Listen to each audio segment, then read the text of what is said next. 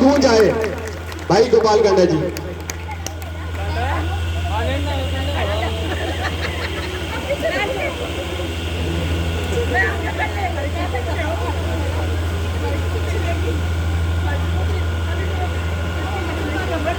गुरु चरणों में प्रणाम करते हुए वार्ड नंबर 20 के और सिरसा के मेरे वार्ड नंबर 19, मैं 19 बात करता नहीं ना कभी, इसलिए मेरे मुंह से 20 निकल रहा है।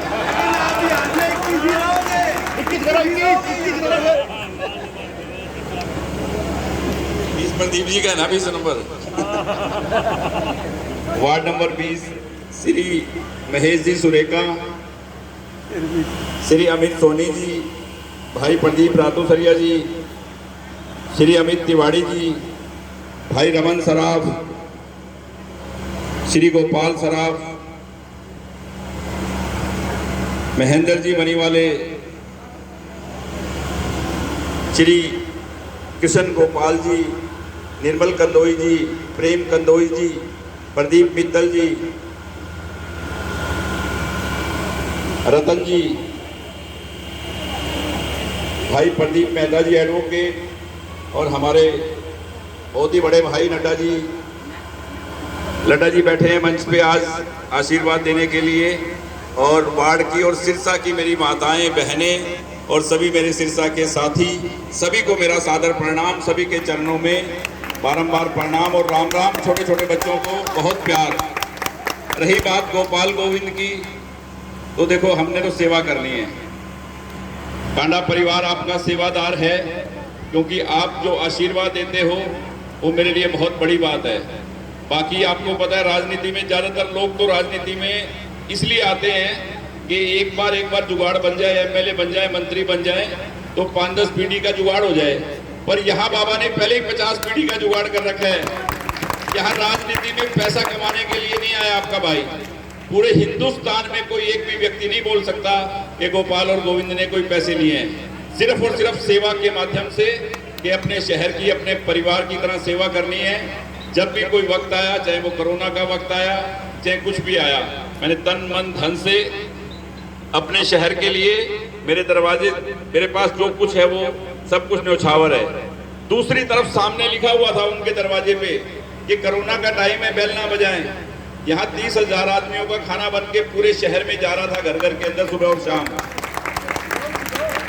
15 दिन में जो हॉस्पिटल बना था कोरोना का, उसके लिए हिंदुस्तान की बहुत जगह से मेरे पास पत्र आए कि भाई साहब, मेरी ख्याल हरियाणा तो क्या, इस हिंदुस्तान में कोई विधायक नहीं होगा जो अपनी जेब से 10-12 करोड़ रुपए लगा के 15 दिन में हॉस्पिटल बना दे, अपने शहर के लिए, अपने परिवार के लिए, अपनी जेब से हॉस्पिटल बना दे। मैंने कहा नहीं, मैं विधायक नहीं हूँ, मैं उनका परिवार हूँ और वो मेरा परिवार है।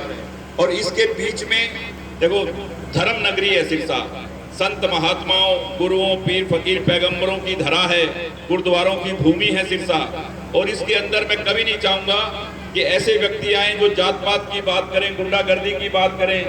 उधर से एक ही बात आती है, बोले जी मुझे उस गैंग ने धमकी दे दी।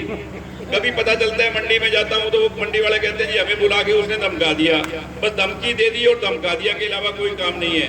तो इस शहर का माहौल खराब ना हो, ऐसा माहौल ना बने मेरे शहर में, जो भाईचारा आपस में चल रहा है। और भाईचारे की बात बताऊं आपको, 20 साल राज किया उस परिवार ने, 25 साल, सबको पता है सिरसा वालों को। एक काम भी बता सकते हो, एक काम उस परिवार ने किया हो मेरे शहर के लिए? एक काम भी नहीं किया। उनकी सोच ही नहीं है काम करने की। वो अरोड़वंश इंटरनेशनल स्कूल का देख लो, एक बच्चे की फीस माफ नहीं की होगी कभी उन्होंने। वो सारा कुछ स्कूल भी खुद ही चला रहे हैं, पूरे समाज के नाम को गुमराह करके अरोड़वंश समाज को और अपने घर पे ले जा रहे हैं सब कुछ। कभी उनसे मांग लेना हिसाब, आपको पता चल जाएगा क्या करते हैं।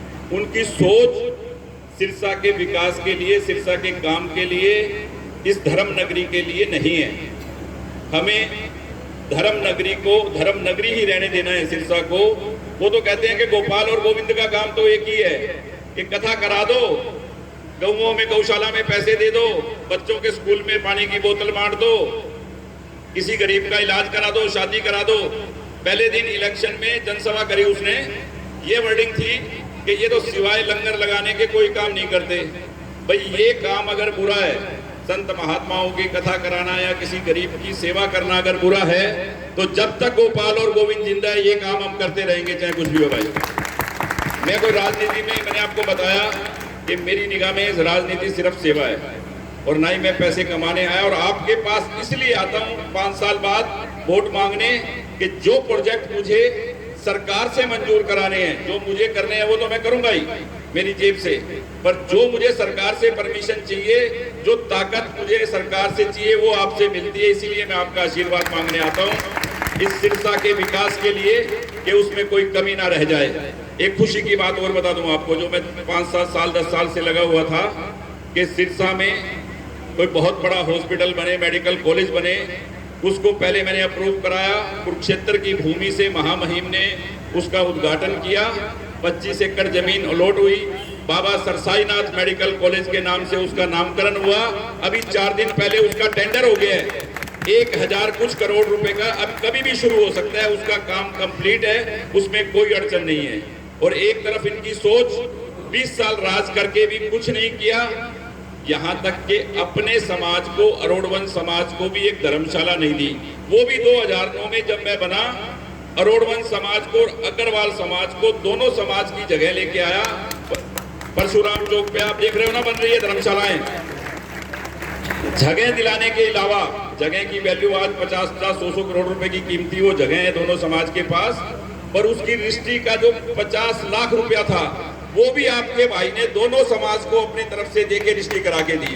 अरोड़वंश समाज को भी पैसे मैंने देके रजिस्ट्री करा के दी। एक सोच बता रहा हूं उनकी और एक मेरी, क्योंकि मैं जात पात की राजनीति में विश्वास नहीं रखता और ना ही मैं ये ऐसी बातें करता, पर आज आप लोगों को बताना जरूरी हो जाता है कि मैं कैसे काम कर रहा हूं। इस सिरसा के अंदर 3 साल में 2 साल कोरोना में खराब हुए, 300 करोड़ रुपया सिरसा की कमेटी में आया, 300 करोड़ रुपया, जो कि पिछले 60 सालों का रिकॉर्ड देखोगे तो भी कोई लेके नहीं आया था आपके सिरसा में।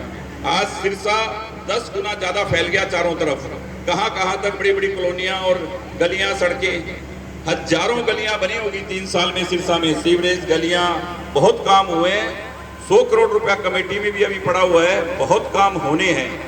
जो भी काम होने हैं वो भी होंगे। ये जो विकास का पहिया घूम रहा है उसको और तेज गति से घूमे, उस आशीर्वाद लेने आपके पास मैं आया हूं। कहते हैं ना कि बहुत बढ़िया है मौका, मारो चौका, 4 नंबर पे निशान है, 4 नंबर पे निशान है आपकी समुद्री शिप का।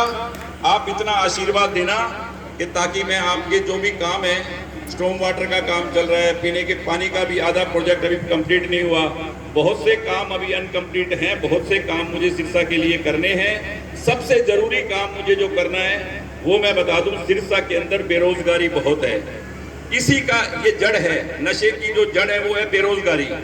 युवाओं के पास काम नहीं होगा तो वो क्या करेंगे, खाली दिमाग शैतान का घर। तो सबसे पहले सिरसा के आसपास बड़ी बड़ी फैक्ट्रियां लगे, इंडस्ट्रियां लगे, माँ बहनों को, युवाओं को रोजगार मिले। मेरा एक सूत्री कार्यक्रम वही होगा कि सिरसा के आसपास बड़ी बड़ी फैक्ट्रियां लगा के हजारों युवाओं को रोजगार मिले, ताकि वो नशे से दूर हों और नशे से छुटकारा मिले और शहर प्रगति की ओर अग्रसर हो। यही मेरी सोच है कि इस शहर में शांति बनी रहे और शांति का माहौल बना रहे। वो 200-300 लड़के पंजाब से बुला के हमारे शहर का माहौल खराब करना चाहते हैं, तो सिरसा की जनता बहुत कुछ समझदार है, जवाब दे देगी 5 तारीख को कि सिरसा की जनता क्या चाहती है और किसको चाहती है। मैं आपको एक और यकीन और भरोसा दिलाता हूं कि सिरसा के अंदर जो भाईचारे की बयार बह रही है, जो धर्म नगरी सिरसा को लोग बोलना शुरू किया है, वो आपकी बदौलत, माँ बहनों की बदौलत, और ये बाबा तारा जी की जो कुटिया है, जो बड़े बड़े संतों का आना जाना यहाँ रहता है, ये उसकी बदौलत, ये सिस्टम, ये सब चीज, ये हमारा शहर ऐसे ही भाईचारे में चलता रहे। वही आशीर्वाद लेने आपके पास में आया हूँ और मुझे बहुत बहुत आशीर्वाद देना आप, ताकि आपके गोपाल और गोविंद आपकी सेवा करते रहें। और आज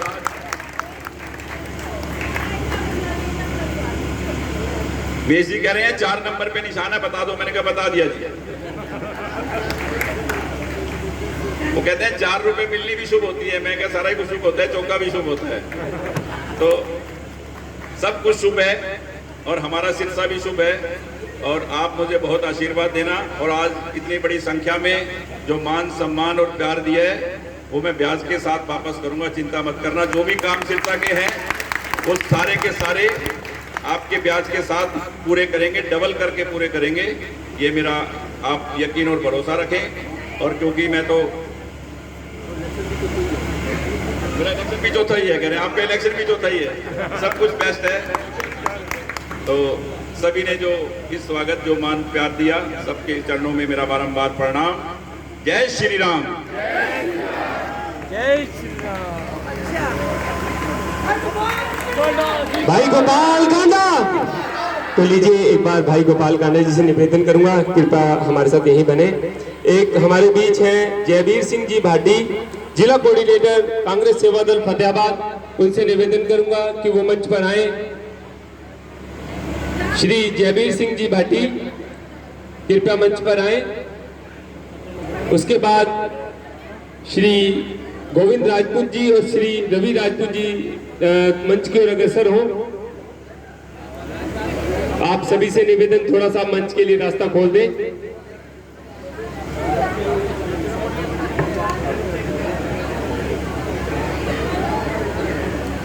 श्री जयवीर सिंह भाटी जी, जिला कोऑर्डिनेटर सेवा दल फतेहाबाद।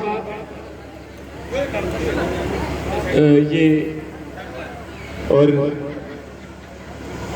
तो कहते हैं, लोग कहते हैं ना गोपाल कांडा जी क्यों काम करते हैं, तो मैं दो पंक्तियों के बीच में ये बता देता हूँ आपको वो क्यों काम करते हैं।